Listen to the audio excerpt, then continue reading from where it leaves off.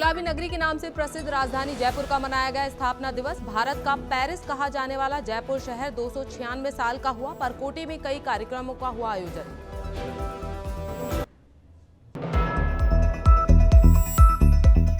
विधानसभा चुनाव में आरोप प्रत्यारोप का दौर निरंतर जारी। इस दौरान राजस्थान में बोले असम सीएम हेमंत बिस्वा, कहा खुलकर हिंदू पॉलिटिक्स करता हूं, इसमें दिक्कत क्या है।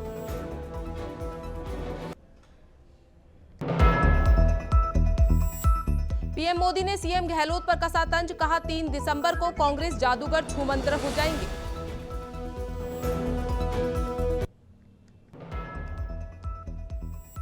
बिश्नोई गैंग की नई करतूत का हुआ खुलासा। सोशल मीडिया से संपर्क, लाखों का लालच, करोड़ों की रंगदारी। एसटीएफ ने गैंगस्टर लॉरेंस बिश्नोई गैंग के 2 शूटरों को किया गिरफ्तार।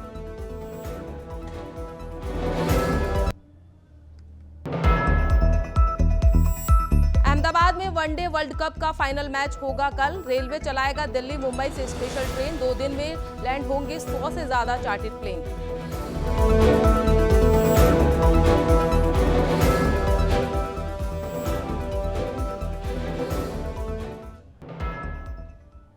नमस्कार, स्वागत है आपका नवतेज टीवी में और मैं हूं आपके साथ प्रियंका शर्मा। बुलेटिन की शुरुआत करते हैं ताजा खबरों के साथ।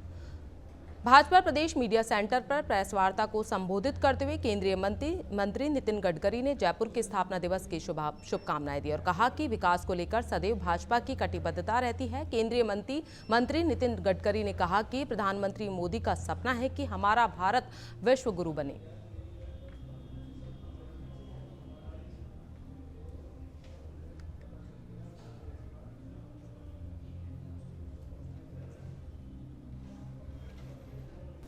Politics for progress and development इसके लिए है। जो भारतीय जनता पार्टी के उद्दिष्ट है उसमें 3 बातें बहुत महत्वपूर्ण हैं। एक है राष्ट्रवाद, नेशनलिज्म, जो हमारा आत्मा है। राष्ट्र सर्वोपरि, यही भाव पार्टी की सबसे बड़ी ताकत है और इस राष्ट्र को सुखी, समृद्ध और संपन्न करने के लिए जरूरी है गुड गवर्नेंस एंड डेवलपमेंट, सुशासन और विकास। और सुशासन और विकास से हमारा मिशन है और हमारा उद्दिष्ट है अंत्योदय, जो पंडित दीनदयाल उपाध्याय जी का सामाजिक आर्थिक चिंतन था। विशेष रूप से जो समाज के शोषित, पीड़ित और दलित हैं, जो सामाजिक, आर्थिक, शैक्षणिक दृष्टि से पिछड़े हुए हैं, जिनके पास रहने के लिए मकान नहीं है, शरीर पर कपड़ा नहीं है, खाने के लिए रोटी नहीं है, उस दरिद्र नारायण को हम लोग भगवान मानकर उसकी निरंतर सेवा करते रहे। ये पंडित दीनदयाल उपाध्याय जी का सामाजिक आर्थिक चिंतन हमारा उद्दिष्ट है कि हमारा भारत विश्वगुरु बने। अभी हम दुनिया में आर्थिक ताकत के रूप में 5वें नंबर पर है, हम 3रे नंबर पर आए और हम विश्व की सबसे बड़ी अर्थव्यवस्था बने, ये भी हमारा एक प्रकार से सपना है। $5 ट्रिलियन की इकोनॉमी, आत्मनिर्भर भारत, इसी उद्दिष्ट के साथ लेकर हम काम कर रहे हैं और ये करना होगा तो स्वाभाविक रूप से politics for progress and development, इसके सिवा ये नहीं होगा। जो हमारी नीतियाँ हैं वो गांव, गरीब, मजदूर, किसान का कल्याण करके हम किस प्रकार से प्रगति और विकास की ओर जा सकते हैं, उसी के आधार पर हम काम कर रहे हैं। मुझे बहुत खुशी है कि भारत में पक्के घर 5 करोड़ परिवारों को हमारी सरकार में दिए गए, जिसमें से 20 लाख परिवारों को राजस्थान में मकान मिले। शौचालय भारत में 12 करोड़ से अधिक बने, राजस्थान में 83 लाख परिवार को शौचालय निर्माण हुए। जल जीवन मिशन में 7 करोड़ से अधिक परिवारों को नल दिया गया और राजस्थान में भी ये कार्य हो रहा है। उत्तर प्रदेश की राज्यपाल आनंदीबेन पटेल ने राज्यपाल कलराज मिश्र के साथ राजभवन में निर्मित देश के पहले संविधान उद्यान को देख उसकी मुग्ध मन से सराहना की। उन्होंने संविधान की विभिन्न धाराओं और मूल प्रति पर उकेरे गए चित्रों के मूर्ति शिल्प को अभूतपूर्व बताया। इस दौरान राज्यपाल कलराज मिश्र ने बताया कि संविधान का उद्यान का निर्माण इसलिए किया गया है कि आमजन संविधान से जुड़ी तमाम हमारी संस्कृति को कलात्मक शिल्प के जरिए प्रत्यक्ष अनुभव कर सके। इस दौरान राज्यपाल मिश्र ने राज्यपाल पटेल को अपने लिखे साहित्य का सेट भेंट किया। कांग्रेस अध्यक्ष मल्लिकार्जुन खड़गे और मुख्यमंत्री अशोक गहलोत ने एसएमएस अस्पताल पहुंचकर जयपुर डिस्कॉम के एएन हर्षाधिपति से मुलाकात कर कुशलक्षेम पूछी। मुलाकात के बाद खड़गे और गहलोत ने मीडिया से बातचीत की। इस दौरान खड़गे और सीएम गहलोत ने बीजेपी पर निशाना साधते हुए क्या कहा, देखिए इस वीडियो में।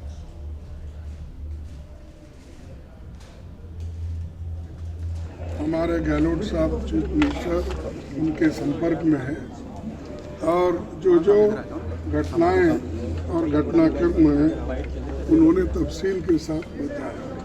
मैं यही कहूँगा कि इस देश में ऐसी घटनाएं शेड्यूल कास्ट के साथ और गरीबों के साथ हो रहे हैं।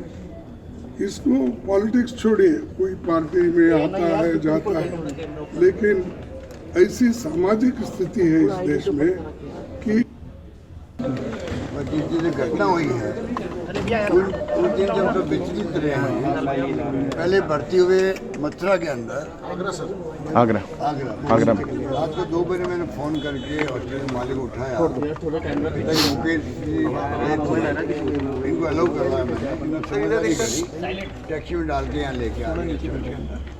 वो दिन आज है, मेरी 3 जावा यहाँ आ चुका हूँ और ये घटना बहुत ही दुर्भाग्य, इधर देखकर जितनी निंदा करो उतनी कम है ये घटना। उसी रूप में हमने इसको लिया। मिस्टर मलिंगा एमएलए था तब भी सीएम हाउस से मैंने इसको अरेस्ट करवाया, केस दर्ज करवाया और चालान पेश भी किया। तो सरकार की तरफ से कोई उत्तर प्रदेश के मुख्यमंत्री योगी आदित्यनाथ विधानसभा चुनाव के चलते शनिवार दोपहर 12:20 पर आहोर पहुंचे। खेल मैदान में चुनावी सभा के मंच पर पहुंचते ही भाजपा प्रत्याशी छगन सिंह राजपुरोहित ने साफा पहनाकर स्वागत किया। इस दौरान आहोर विधायक एवं प्रत्याशी छगन सिंह राजपुरोहित के संबोधन से कार्यक्रम की शुरुआत हुई। इसके बाद योगी आदित्यनाथ ने भारत माता चामुंडा माता के जयकारे से संबोधन शुरू किया। उन्होंने कहा कि आतंकवाद, नक्सलवाद और भ्रष्टाचार की समस्या कांग्रेस की देन है। कांग्रेस समस्या देती रही है, मोदी ने इनका रास्ता निकाला है। देश के विकास में सभी लोग योगदान दे रहे हैं। देश के संसाधनों पर पहला अधिकार देश के नौजवानों का है।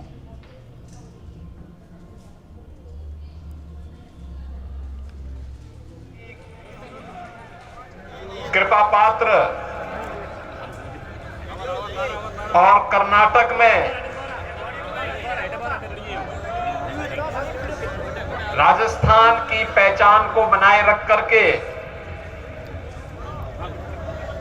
धार्मिक जागरण के कार्यक्रम में लगे हुए मंच पर और इस सभा में उपस्थित सभी पूज्य संतजन,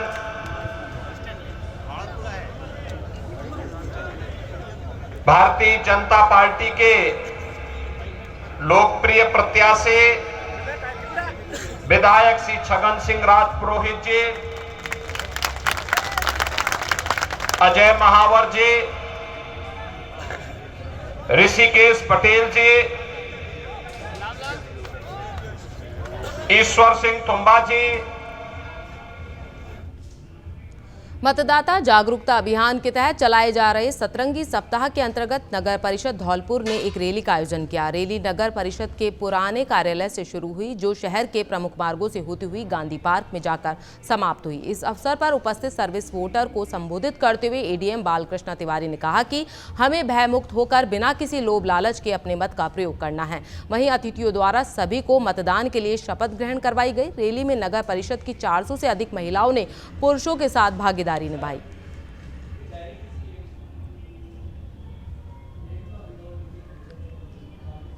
बहुजन समाज पार्टी प्रमुख मायावती ने दोपहर 1:30 बजे अलवर के बानसूर में पहुंचकर जनसभा की। मायावती ने अलवर और कोटपुतली जिले की 12 विधानसभा सीटों के प्रत्याशियों के समर्थन में एक बड़ी सभा को संबोधित किया। इस दौरान सभा स्थल के पास ही हेलीपैड बनाया गया था, जहां उनका हेलीकॉप्टर उतरा। मायावती का भाषण सुनने के लिए बड़ी तादाद में लोग पहुंचे। मायावती ने जनसभा को संबोधित करते हुए कांग्रेस और बीजेपी पर निशाना साधा। मायावती ने दोनों पार्टियों को दलित विरोधी और गरीबों का शोषण करने वाली सरकार बताया। सभा के दौरान बसपा प्रमुख ने पार्टी के लिए अधिक से अधिक मतदान करने की बात कही। उन्होंने कहा कि पार्टी का एक भी वोट मतदान से वंचित न रह जाए, इसका सभी को ध्यान रखना है। समय से पहुंचकर मतदान करें और महिलाएं वोट डालने के मामले में पीछे ना रहें।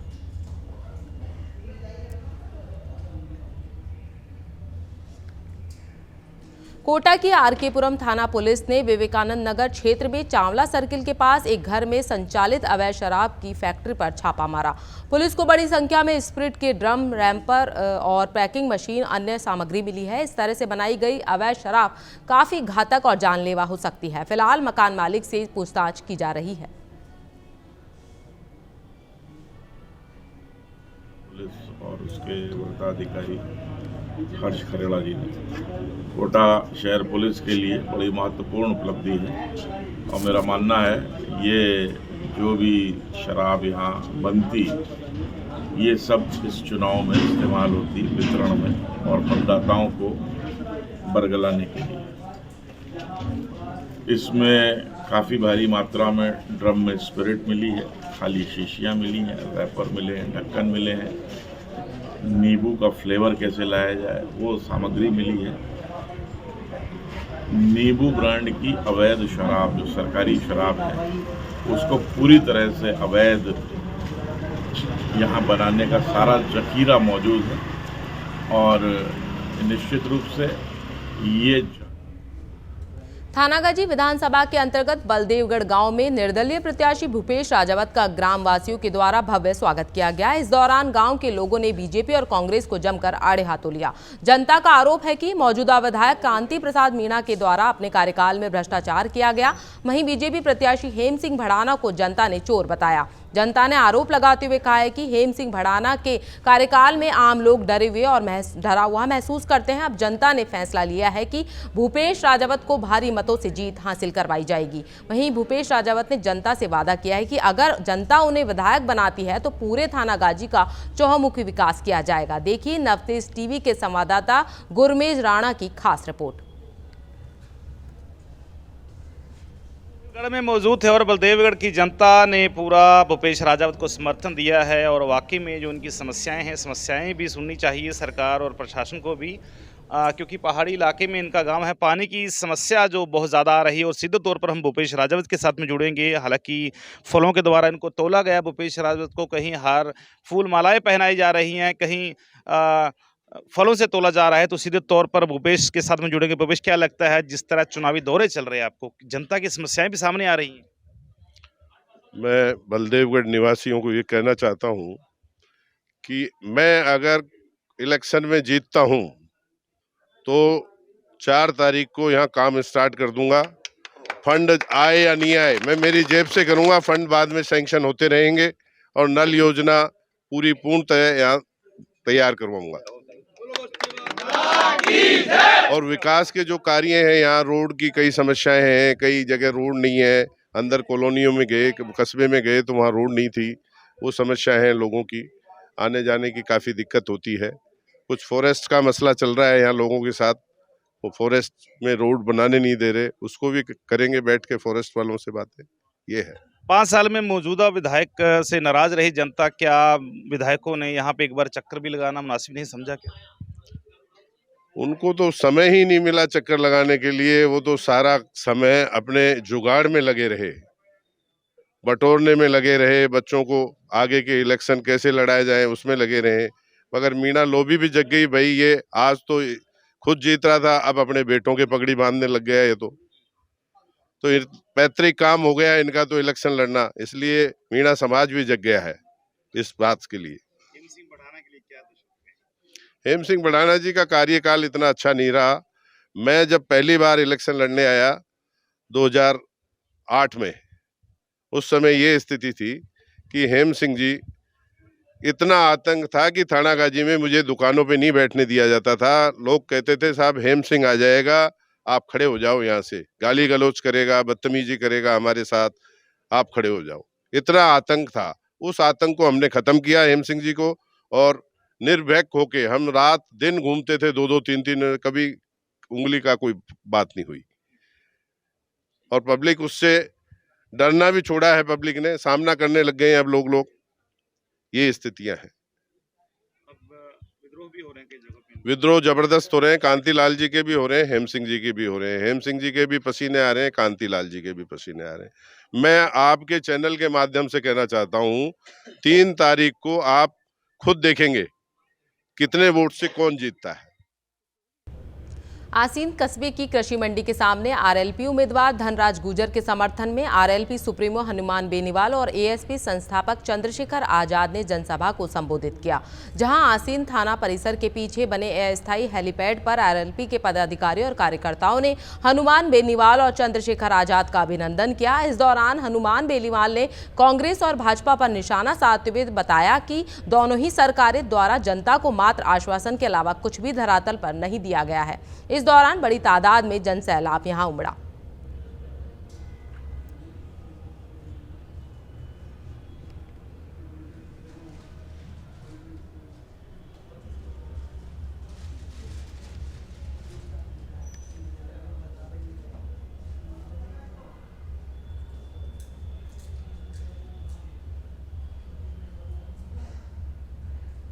थानागाजी विधानसभा के अंतर्गत बलदेवगढ़ गांव में निर्दलीय प्रत्याशी भूपेश राजावत का ग्रामवासियों के द्वारा भव्य स्वागत किया गया। इस दौरान गांव के लोगों ने बीजेपी और कांग्रेस को जमकर आड़े हाथों लिया। जनता का आरोप है कि मौजूदा विधायक कांति प्रसाद मीणा के कार्यकाल में भ्रष्टाचार किया गया है। वहीं बीजेपी प्रत्याशी हेम सिंह भड़ाना को जनता ने चोर बताया। जनता ने आरोप लगाते हुए कहा है कि हेम सिंह भड़ाना के कार्यकाल में आम लोग डरे हुए महसूस करते हैं। अब जनता ने फैसला लिया है कि भूपेश राजावत को भारी मतों से जीत हासिल करवाई जाएगी। वहीं भूपेश राजावत ने जनता से वादा किया है कि अगर जनता उन्हें विधायक बनाती है तो पूरे थानागाजी का चहुमुखी विकास किया जाएगा। देखिए नवतेज टीवी के संवाददाता गुरमेज राणा की एक खास रिपोर्ट।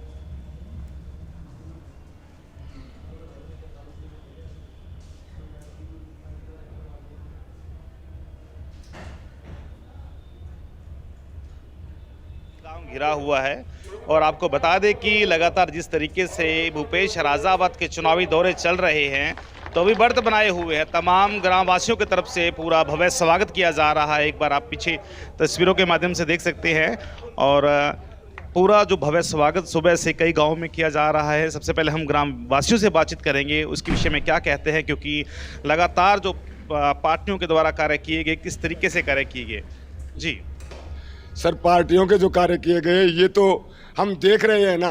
हमने यहाँ जो हमारे कांग्रेस की सरकार है, वर्तमान विधायक है, उसने 2500 बीघा जमीन का घोटाला किया, 10,000 करोड़ रुपए का घोटाला किया। हमने कलेक्टर साहब ने उसको कैंसिल कर दी, फिर भी पार्टी उन्हीं को टिकट दे करके भेज रही है, क्योंकि बताओ कितना बड़ा अत्याचार होता अगर वो कैंसिल नहीं होता तो। बलोच साहब, वो कलेक्टर को मैं आपके चैनल के इस माध्यम से मैं उस कलेक्टर साहब को धन्यवाद देता हूं जो यहाँ अत्याचार से मुक्त कर दिया उन्होंने। न सरकार ने तो इन्हीं आतंकियों को टिकट दे करके भेज दिया दोबारा, पर उसने कैंसिल कर दी। और फिर भी देखो ये चुनाव लड़ रहे हैं, मतलब फाइल कैंसिल होने के बावजूद भी इनको बंद तो नहीं किया जा रहा है और इनको चुनाव लड़ा रही है। ये सरकार का देखो बर्ताव। दूसरा, जो ये हमारे सामने हेम सिंह जी हैं, ये अब आज बीजेपी के कैंडिडेट बन के आ रहे हैं। इन्होंने बीजेपी को सबसे ज्यादा बेइज्जती करने वाले है तो हमारे हेम सिंह जी हैं। तो और फिर ये निर्दलीय लड़ने लगे। आज हमारे पास बीजेपी के कैंडिडेट बन के चुनाव वोट मांगने आ गए। हमको ये पागल समझते हैं। ये संगठन के आदमी है, कोई पार्टियों के नहीं है। पार्टी संगठन को टिकट देती है, इंसान को टिकट नहीं देती है। इंसान को टिकट मिलता तो हमारे राजावत जी को मिलता, परंतु इंसानियत को टिकट नहीं मिला, ये संगठन को टिकट मिला है। और अब यहाँ नीचे लोग बाग इस बात को समझ गए कि यही आदमी तो है जिसने सबसे ज्यादा बीजेपी को हराया है, और हमको पागल समझता है जो आज बीजेपी का बन के आ गया। यही आदमी तो है कांतिलाल जी जिसने कांग्रेस को सबसे ज्यादा हराया है और आज कांग्रेस ही बन के आ गया। चलिए कांतिलाल की बात करें, कितना ज्यादा भ्रष्टाचार रहा उसके कार्यकाल? 10,000 करोड़ का तो मैं एक बता रहा हूँ साहब, पहली बात। दूसरी बात आगे और बताऊं, जितनी जो केंद्र सरकार का जो पाइपलाइन योजना थी, और जो लड़के तो वो अलग हैं, उन्होंने तो अलग योजना बना करके भ्रष्टाचार किया है, उन्होंने तो नगद लिया है लड़के ने, तो समझ गए बात को। और ये कांतिलाल जी तो योजना की योजना ही खा गया, मतलब जो पानी की योजना थी वो कहाँ है? एक भी नल पाइप, एक भी हेडपंप पर लगाओ तो बताए। कागजों में तो हो रही है, अब क्या पता इनकी कोई जांच करने वाला भी है कि नहीं है, कैसी सरकार है ये पता ही नहीं पड़ता। जो योजना को नंगल जाता है और पैसे को खा जाते हैं, मतलब सड़कें भी कागजों में चल रही है। हमारे 2-4 गांवों में तो शिलान्यास कर दिया कि भाई ये रोड बन चुका, लेकिन रोड बना नहीं। थाना गाजी का युवा जाग गए हैं और अब की बात ठान लिया है कि हमें राम राज चाहिए, हमें रावण राज नहीं चाहिए। हमें भूपेश जी को जिताना है और कम से कम 20,000 वोटों से विजय बनाएंगे हम भूपेश जी को और विधानसभा में भेजेंगे। और भगवान ने साथ दिया तो मंत्री भी बना के रहेंगे भूपेश जी को। और थाना गाजी का युवा कंधों से कंधा अड़ा के खड़े हो गए कि भूपेश जी अब की बार विजय रहेंगे और दोनों पार्टियों को ये बता देंगे कि टिकट के हकदार कौन थे और आपने किसको दिया है, किस लिए दिया है, कितना पैसा लेके दिया है, वो सब उनको पता चल जाएगा। और अब की बार युवा शक्ति एक हो चुकी है और हमारे नेताजी के साथ बड़े बड़े बुजुर्ग भी साथ हैं जो छापा बांध रखे हैं। यहाँ एक सीट ये खाली। आपसे बात करता हूँ, बुजुर्गों से बातचीत करते हैं। बाबा क्या कहना चाहते हैं इस थाना गाजी विधानसभा? समाज से हैं और हम ये चाहते हैं कि हमारी विधायक जहाँ ऊपर होती है झंडा तक भी सुनाई नहीं है, कैसी नहीं है। हमने दोनों टिकट एसटी ने और उन ओबीसी ने कैसे मिला है? हम एक टिकट तो हम जनरल ने चाहिए था, जनरल ने चाहिए था। हमारे कुआं में पानी सूख गया, क्या हमारा टिकट भी सूख गया? तो एक टिकट तो हमने जरूर चाहिए। हम तो भूपेश संघ ने जताएंगे और इसको विधायी में भेजेंगे। चलिए फिलहाल तमाम यहाँ पर आप देख सकते हैं कितना ज़्यादा भव्य स्वागत हो रहा है इस वक्त भूपेश राजावत का। और भी लोगों से बातचीत करते हैं। दादा क्या लगता है इस बार भूपेश राजावत जीत पाएंगे क्या? हाँ जीतेंगे। सबकी संगठन है एकदम, तो सभी जीतेंगे। एकता हो, इसमें दो राय नहीं है, एक ही राय चल रही है। हाँ, बलदेवगढ़ में मौजूद थे और बलदेवगढ़ की जनता के साथ में सीधे तौर पर जुड़े हुए थे। मैं बताना चाहूँगा कि बीजेपी के कई कार्यकर्ता भी भूपेश राजावत के बिल्कुल साथ में खड़े हुए हैं। जी क्या कहना चाहेंगे आप, जिस तरीके से विधानसभा का चुनाव चल रहा है अभी? ऐसा है सर, विधानसभा चुनाव में जो है हम जनरल के आदमी हैं और जनरल हमारी दुखी है और जनरल के लिए हमने जनरल का टिकट मांगा था और चित्तौड़गढ़ तक हम गए थे कि हमें जनरल टिकट दीजिए और जनरल के टिकट को हम आराम से जिता के निकालेंगे, परंतु हमें एक नहीं सुनी। हम 400 500 अभी आदमी गाड़ियां भर के उनके अध्यक्ष महोदय सीपी जोशी के पास गए, किंतु उन्होंने हमारी नहीं सुनी, बोले टिकट मिल जाएगा। और उसके बावजूद हेम सिंह भठाना जो कि बिल्कुल चोर है, भ्रष्ट है और अब से पहले भी उसने आतंक फैलाया, साफ सुथरी छवि वाला व्यक्ति नहीं है। हमें साफ सुथरी छवि वाला व्यक्ति, जनरल का व्यक्ति भूपेश सिंह राजावत जी को अब की बार आर और पार निकाल के।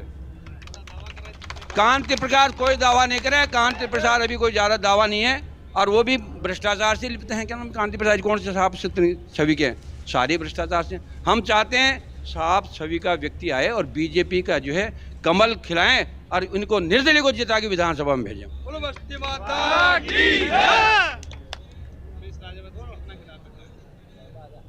भूपेश सिंह का राजावत जी का काम है बहुत जोर का, दोनों पार्टी मिल हैं और भूपेश सिंह राजावत जी बहुत ज़्यादा वोटन से जीतेंगे, तो भ्रष्ट हैं दोनों। अखिल भारतीय रैगर महासभा के रामसाय जाजोरी ने प्रेस कॉन्फ्रेंस कर कांग्रेस प्रत्याशी के पक्ष में समर्थन के झूठे वीडियो का खंडन किया है। उन्होंने कहा है कि जो समर्थन की बात की गई है वह केवल कांग्रेस से ही जुड़े कार्यकर्ताओं द्वारा की गई है और रैगर महासभा इस झूठे समर्थन का कड़े शब्दों में निंदा करती है।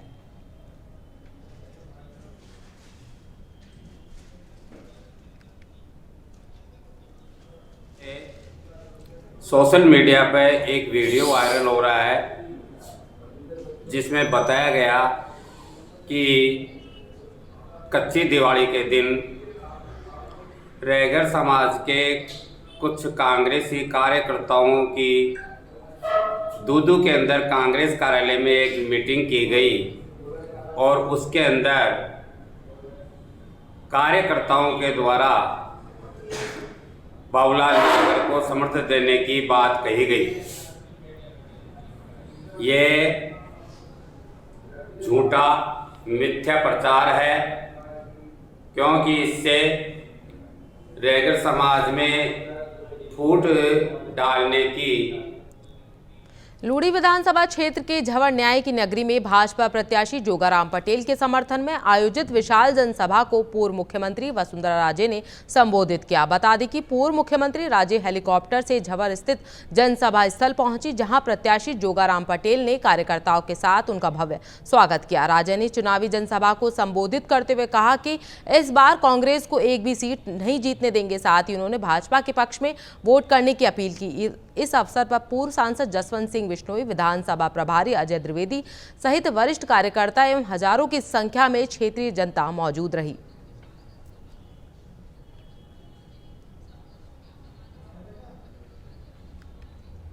सबके नाम लूंगी, परंतु इतना लंबा चौड़ा मंच है तो मेरे को हाथ जोड़कर इतना ही कैसे। चूरू जिले के तारानगर में प्रधानमंत्री नरेंद्र मोदी का चुनावी दौरा रहा, जिसे लेकर प्रशासन अलर्ट मोड नजर आ रहा है। बता दें, यहां अधिकारियों का तांता लगा हुआ है। साथ ही अधिकारी सुरक्षा व्यवस्थाओं की जानकारी ले रहे हैं। इसी कड़ी में जिला कलेक्टर सिद्धार्थ सिहाग, एसपी प्रवीण नायक जिला मुख्यालय के अधिकारियों के साथ पहुंचे। जिला कलेक्टर ने यहां सुरक्षा व्यवस्था को लेकर अधिकारियों की मीटिंग भी ली। जिला कलेक्टर ने बताया कि सुरक्षा व्यवस्थाओं की जानकारी लगातार ली जा रही है, लेकिन प्रधानमंत्री नरेंद्र मोदी का टाइम शेड्यूल अभी नहीं मिला है। प्रधानमंत्री नरेंद्र मोदी यहां नेता प्रतिपक्ष राजेंद्र राठौड़ के लिए चुनावी सभा कर रहे हैं। तारानगर में प्रधानमंत्री का यह दूसरा दौरा है।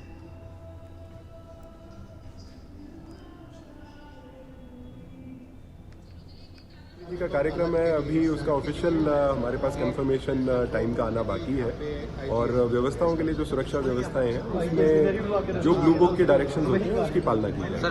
मीटिंग में सुरक्षा को पुख्ता रखने के लिए जो जो व्यवस्थाएं करनी है उसके संबंध में सारी चर्चा की गई।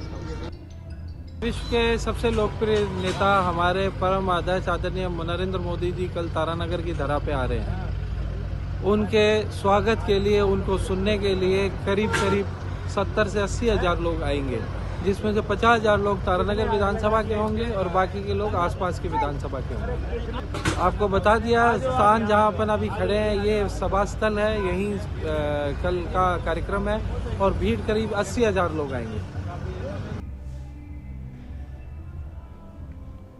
बीकानेर जिले के नोखा विधानसभा क्षेत्र से भाजपा प्रत्याशी और मौजूदा नोखा विधायक बिहारी लाल बिश्नोई के समर्थन में उत्तर प्रदेश के मुख्यमंत्री योगी आदित्यनाथ शिरकत करेंगे। इस दौरान बिश्नोई ने कहा कि नोखा विधानसभा क्षेत्र में कोई त्रिकोणीय मुकाबला नहीं है। नोखा में सीधे तौर पर भाजपा और कांग्रेस का मुकाबला है। विकास मंच से लड़ रहे कन्हैयालाल झवर सिर्फ कांग्रेस का ही नुकसान करेंगे। वहीं सीएम योगी आदित्यनाथ ने उत्तर प्रदेश का जंगल राज बिल्कुल साफ कर दिया है और नोखा की जनता का आह्वान है कि नोखा में भाजपा को ही जिताना है।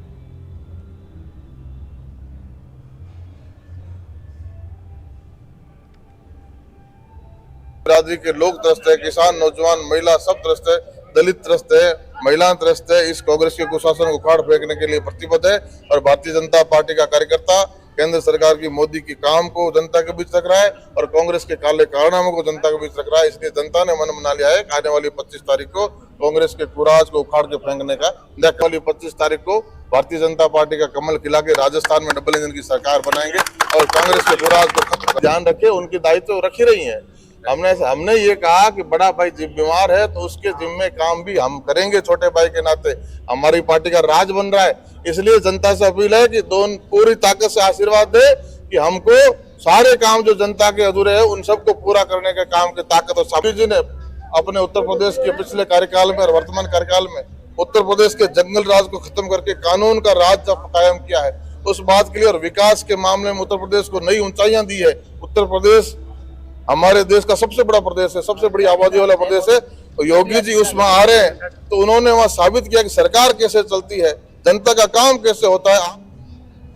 सवाई माधोपुर विधानसभा क्षेत्र से भाजपा प्रत्याशी डॉक्टर किरोड़ी लाल हमारे लिए कर्नल किरोड़ी सिंह बैसला है और क्षेत्र का समस्त गुर्जर समाज किरोड़ी लाल के साथ है। घोषणा शनिवार को खिरनी में भाजपा प्रत्याशी के जबरदस्त स्वागत के बाद गुर्जर समाज के पंच पटेलों ने खुले मन से की। मतदाताओं ने सघन जनसंपर्क के दौरान डॉक्टर किरोड़ी लाल मीणा ने कई गाड़ियों के काफिलों में साथ खिरनी गांव में पहुंचे। इस दौरान पहले से ही इंतजार में खड़े मतदाताओं ने गाड़ी से उतरते ही किरोड़ी लाल जिंदाबाद के नारों के साथ उनका जोरदार स्वागत किया। पंच पटेलों ने उन्हें फूल मालाओं से लाद दिया और सर्व समाज से अलग अलग साफे बंधवाकर उन्हें जीत का भरोसा दिलवाया।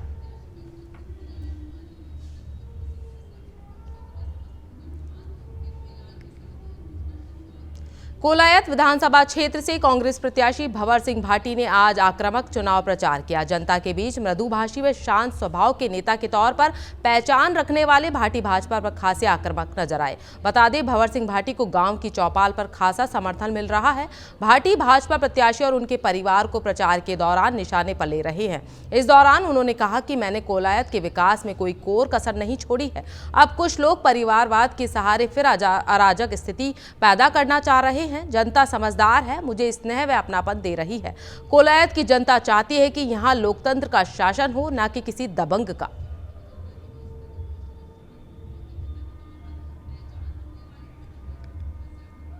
पहले तो धन्यवाद देता हूं जज्जू गांव के सभी हमारे युवा, तमाम एक घर, ऐसा कोई जज्जू में परिवार नहीं हो जहां मुझे वोट नहीं मिले हो। इस जज्जू गांव ने मेरा मान और सम्मान मेरे अपने गांव से भी ज्यादा हमेशा रखा है। मैं आप सबको बहुत बहुत धन्यवाद दूंगा कि आपने मुझे दो बार मुझे विधायक बनाया। दोनों बार इस गांव से मुझे सर्वाधिक वोटों की लीड मिली। उसके लिए मैं आप लोगों का हमेशा ऋणी रहूंगा। मैं और मेरा परिवार हमेशा आपके ऋणी रहेंगे, हमेशा आपके आभारी रहेंगे। जज्जू के 36 गांव के यहाँ लोग सब। पूरी दुनिया में गुलाबी नगरी से मशहूर जयपुर आज 296 साल का हो गया है और इस मौके पर शहर भर में कई कार्यक्रम आयोजित हो रहे हैं। इस कड़ी में डूडार परिषद की ओर से स्टैचू सर्किल पर जयपुर का स्थापना दिवस मनाया गया और इस मौके पर नवतेज टीवी के संवाददाता ने कार्यक्रम में शामिल हुए गणमान्य लोगों से की खास बातचीत।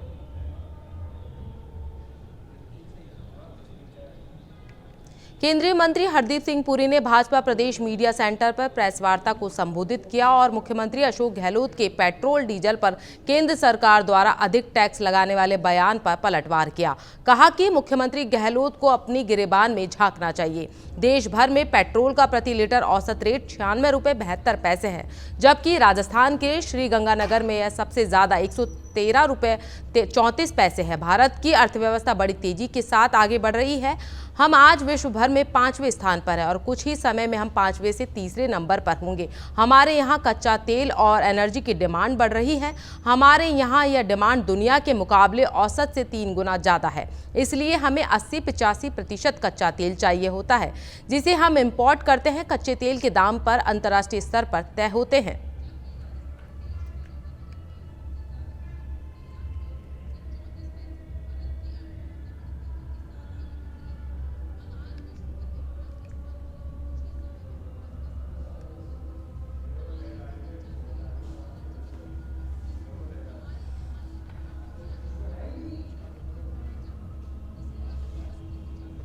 में 14 में जब मोदी जी ने दायित्व संभाला तो देश भर में करीब 14 करोड़ कनेक्शन थे।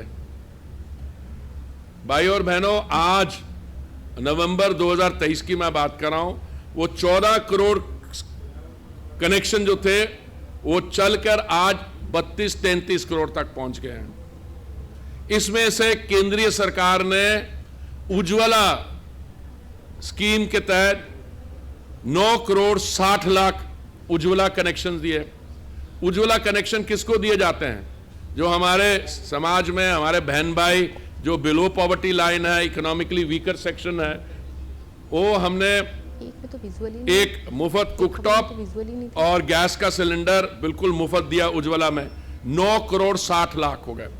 जब महामारी में हमारे बहनों को समस्याओं का सामना करना पड़ा, तो मोदी जी ने 3 सिलेंडर मुफ्त दिए। और अभी कुछ ही हफ्ते पहले मोदी जी ने यह अनाउंस किया कि हम 75 लाख